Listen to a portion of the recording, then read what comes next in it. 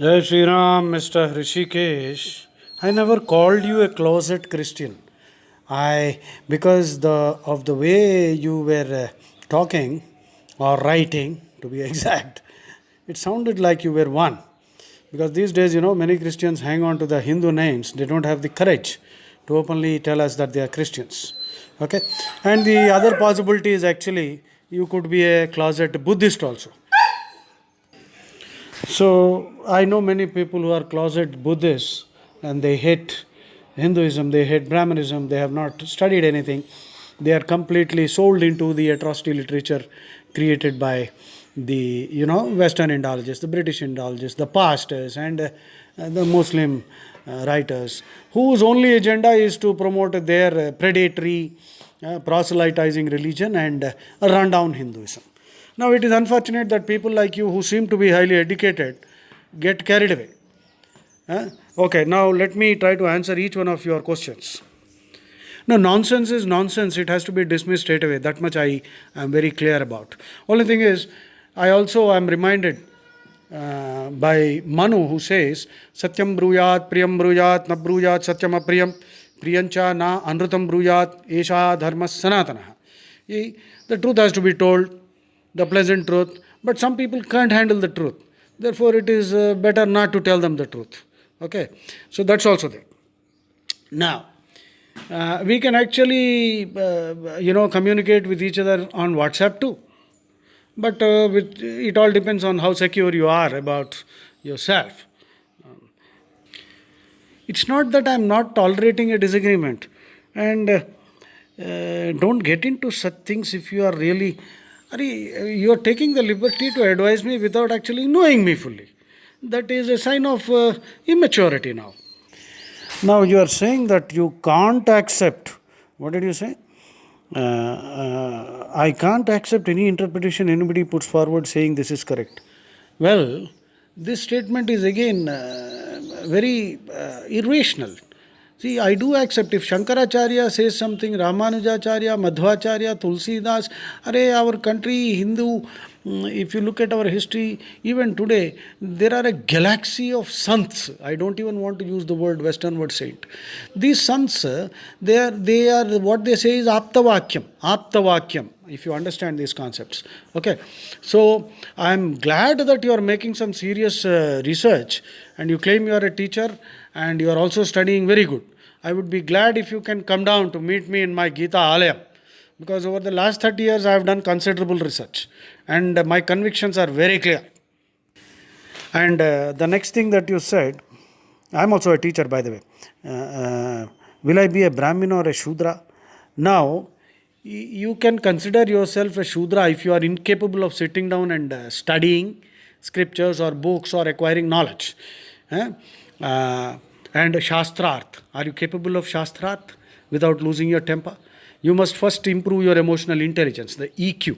I don't normally enter into arguments because I can sense that the other person has a very low EQ. So there's no point talking to such people. In fact, Manu says, Bhadram iti bruyat, Bhadram ityeva bhavadet, Shushka vairam vivadancha, nakuryat kenachit saha. I don't want to pick up any Shushka vairam, okay? Please find out. Shushka vairam is, a barren kind of quarrel. You seem to be convinced that ours is a society which has what? Built and sustained walls between the four categories even into this modern era. We have never built walls. There were never any walls. It's a natural classification. You see, you could be a 60-year-old person with the intelligence of a kindergarten child. You could be worshipping all kinds of stupid babas. I won't even name them because you might get now offended.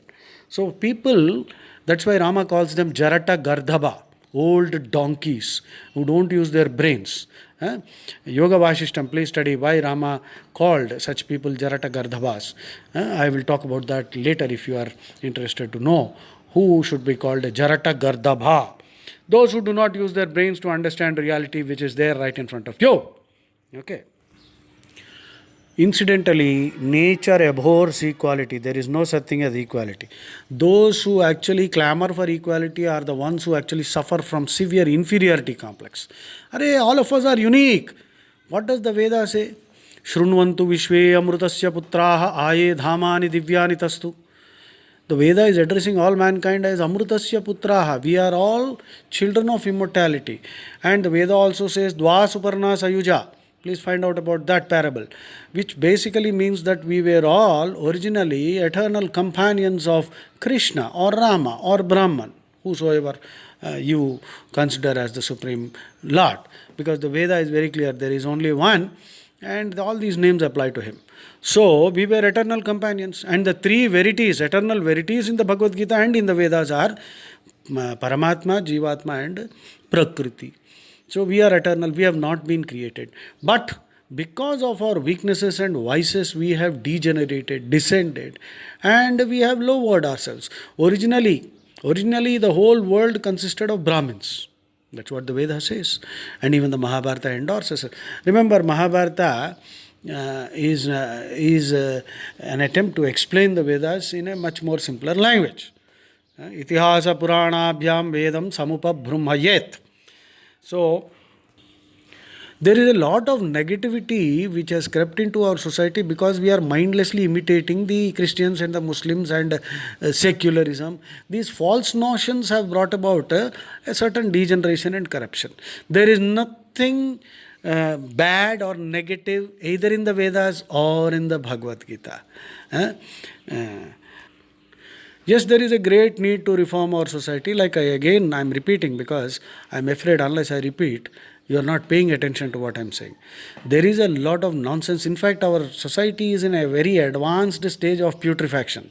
So, we need to remedy this. All of us have to first study the Gita properly. You cannot study the Vedas because we don't have the time. Anantavai Veda.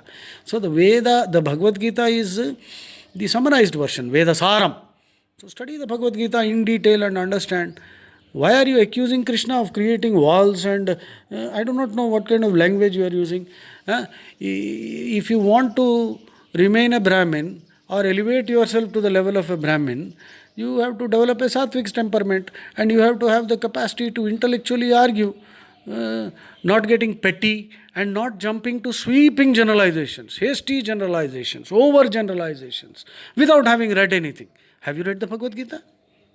If you have not, then all these statements which you are making are a sign of immaturity again. I'm sorry to use the word. It's a mild word I'm using anyway.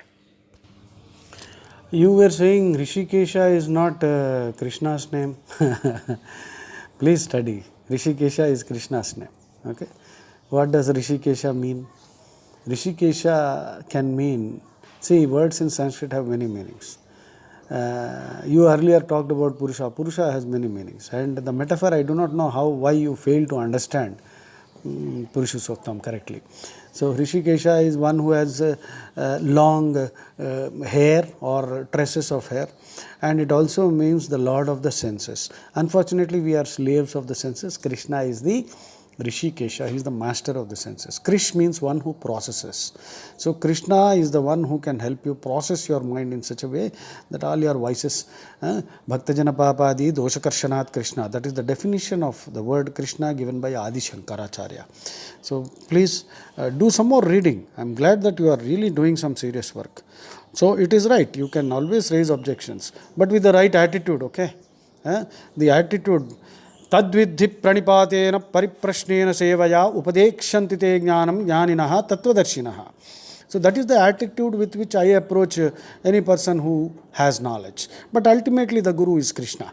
Krishna is the Supreme Guru and he will send some gurus to you so that he does not have to waste his time for all petty things which can be resolved by other people who are there. So there is a lot of conviction involved in everything that I say. I hope you understand and take things in the right spirit. Jai Shri Ram.